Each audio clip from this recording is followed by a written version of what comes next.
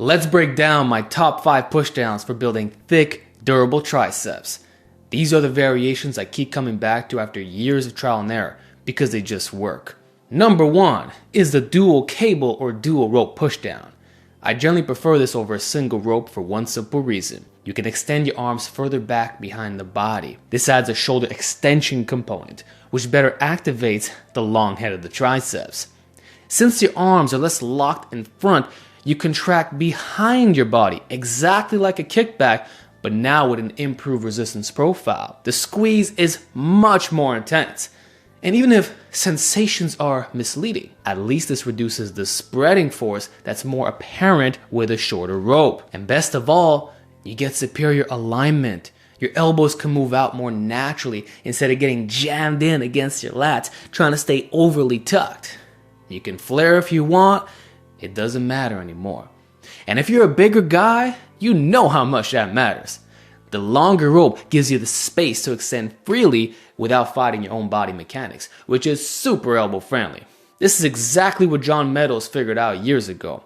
He's the one who made dual rope pushdowns popular before the biomechanics crowd caught on. And for anyone saying, my gym only has one rope, guys, just go on Amazon or Bells of Steel and pick one up. It's not even $20. Throw in your gym bag and forget about it. Like, guys will bring bands to the gym all the time, but then with a light cable attachment that's affordable and portable, they somehow don't do it. Why? If your goal is to reduce elbow pain and maximally grow that long head, the meatiest part of the triceps, then there's no excuses. And if you're willing to go even further beyond, the dual cable pushdown is an even better version of this. By crisscrossing the cables, you can fully extend with flawless alignment and zero joint stress. You'll never get elbow pain from doing this, even when doing heavy sets of 4 to 6 reps. The resistance runs straight through the triceps with no spreading force. Remember, dual rope still has a bit, and that spreading is what creates a mini sticking point, making it harder to grind out reps near failure. So removing that makes for a dummy-proof, smoother pushdown where you're not concerned about lateral forces anymore. You also get more out of less weight compared to bar pushdowns. So I can do 110 pounds on a 1-to-1 V-bar pushdown, but only 80 pounds with dual cables. That's a 30-pound drop. Not because of stability, but because there's more so of a pulling, flicking motion. Whereas with a bar, there's a tendency to push the weight down, adding more chest and shoulders, which changes the movement entirely. And by that same logic, my number 2 quick pick is the single arm cable pushdown, basically the same exercise. So if you're not going to use dual ropes or dual cables, at least try the single arm version. Everyone can do this. This one gives you perfect alignment and stability. You can grab the ball, D-handle, or cuff. And for additional support, grab the post and rotate your torso as needed to hit that long head contraction just right. That's relevant when you're past 80 pounds on a 1-to-1 pulley with dual cables. See, with a single arm, you don't need a dip belt or anything to stabilize yourself. And because of the bilateral deficit, you might actually lift more per arm. So again, our example, if you can normally lift 80 pounds, you might hit 45 pounds on the single arm version, instead of 40 pounds, which would mathematically be the correct value. So there's a minor improvement there. And on that note, it's also been hypothesized that unilateral exercises increase motor unit recruitment. So it makes sense to try out single arm pushdowns if you have really stubborn triceps, or in general want something that's more joint friendly that doesn't require a functional trainer or heavy loads. Now the only downside is that it takes twice as long to get your volume in. But from an effort, force production, and alignment perspective, this is a very strong option. So play around with the angles. Some guys like it more diagonal, like at a 45-degree angle, whereas others prefer the cable to be running directly out to the sides, similar to a frontal plane lateral raise. And by the way, I strongly recommend wearing cuffs for enhanced grindability. It feels a lot more secure and stable at the wrist compared to gripping the ball, so it's hard to mess up. Now let's move on to a more traditional option. My number 3 pick, the easy bar pushdown, with my preference being a fat grip. This could easily be number one since it offers the greatest progression potential. But I do value alignment more. And I'll put this in the same category as the V-bar pushdown, but with a few key differences. The V-bar features a narrower grip, which creates more lateral force at the elbow. That can become an issue for strong lifters when you hit weights where you now have to weigh yourself down, in which I'd suggest higher reps as an easy fix.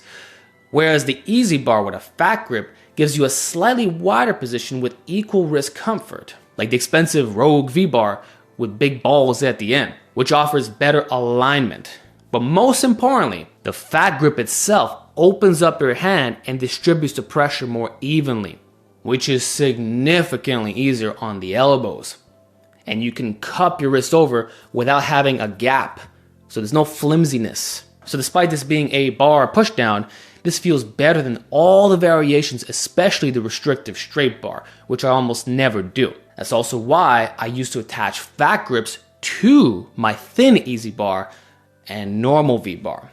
So that's another hack you can try. So this is by far the most overloadable normal bar pushdown that still feels good on the joints. There's also a benefit that no one talks about. The heavier implement itself increases stability. It's like comparing a bamboo bar bench press to an Olympic bar. Even if the total weight is identical, a less dense implement feels more wobbly with suspended loads. So the fat Easy Bar works in a similar way in the cable station. Weighs about 15 pounds on its own, and thus you're more locked in when the weight gets really heavy. That said, if you really want maximum stability, just standing up will never be enough. So my number 4 pick is the Incline pushdown. You can do this with any bar or rope. The Incline itself is your lengthened, stable pushdown. See, when you face the cable station normally, the direction of resistance forms a 90-degree angle with your forearm when the arm approaches the lockout. Then if you stand closer,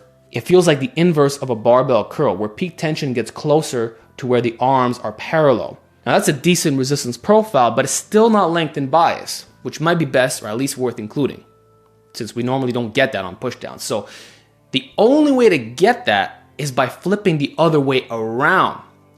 Even if the direction of resistance stays exactly the same, now the cable forms a 90-degree angle with your forearms in the starting position while it's already bent, exactly like a Bayesian curl. So it inverts the strength curve so that the beginning is the hardest part.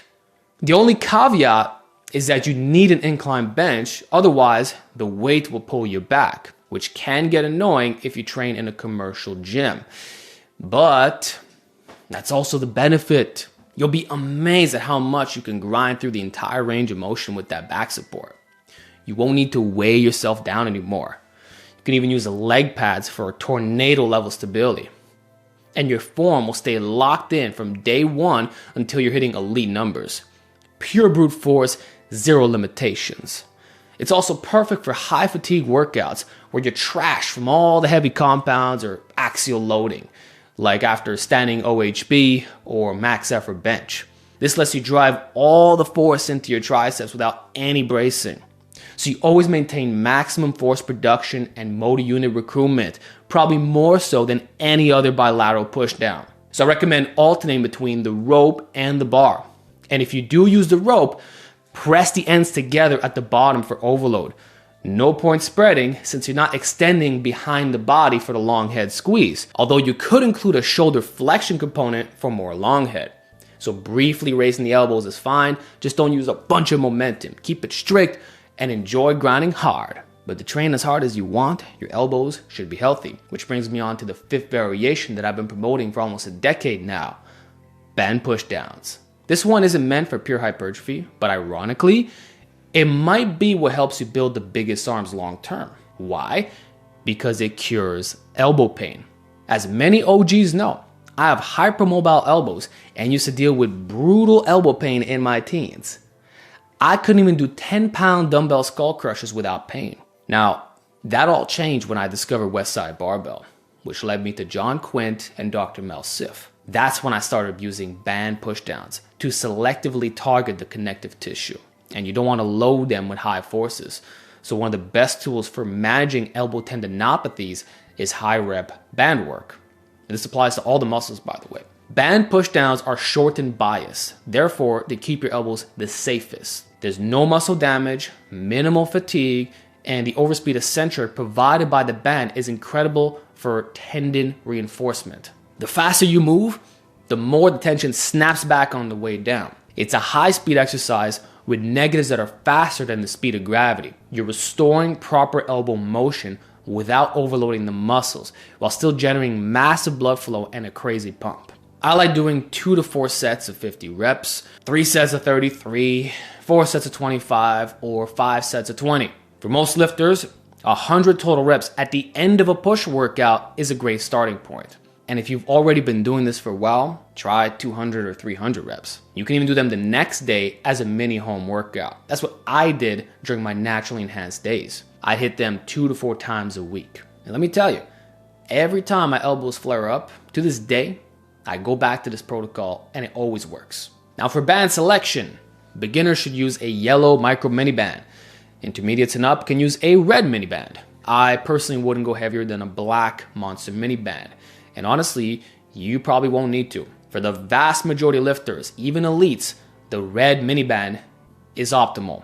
Now for better alignment, you can crisscross the bands on each side of a pull-up bar, just like I discussed before with dual cable pushdowns. This adds a shoulder extension component, giving that long head a stronger contraction, while eliminating any spreading force, so same benefits. It's super elbow friendly and perfect for anyone with chronic pain or injury history.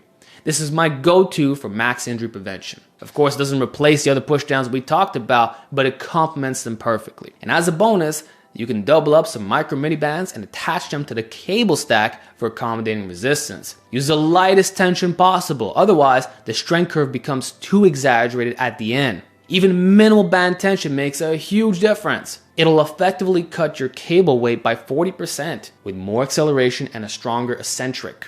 This helps counter cable friction, which typically worsens the negative. Great for overloading finishers, building lockout strength, or as an accessory to the close grip bench. It's a smart way to build fatigue resistance, and I personally like pairing this with a fat easy bar or single rope. So I still value the single rope specifically for bench press specialization. It seems to hit the lateral and medial head in a more specific way, thanks to the spreading force of all things, which mimics the spreading the bar cue on a bench press. That's what makes it more specific. Again, a con for hypertrophy, but it's a pro for barbell strength carryover. That's why these ideas of this is the best pushdown is untrue. Stop with the black and white nonsense. Do all these pushdowns, okay? Also, if you're pressing the rope ends together, a short or long rope doesn't matter. But if your goal is to open up at the bottom, then obviously dual rope is the clear winner. And honestly, that should be the default moving forward. So that's about it, guys. Those are the top 5 pushdowns that I live on. You don't need to do them all in a single workout, but rotating them in blocks will maximize long-term progressive overload. These variations feed into each other, whether using them for heavy work, active recovery, warm-ups before extensions, or finishers. And if there's one thing to remember, it's this. The more aligned your elbows are, the better they'll feel, and the longer you'll be able to push hard without plateaus. That's how you build big triceps the pain-free way. Again, take it from someone who overcame his hypermobile elbows. So with that said, I hope you learned a lot about pushdowns. Let me know what your favorites are, and I'll talk to you next time.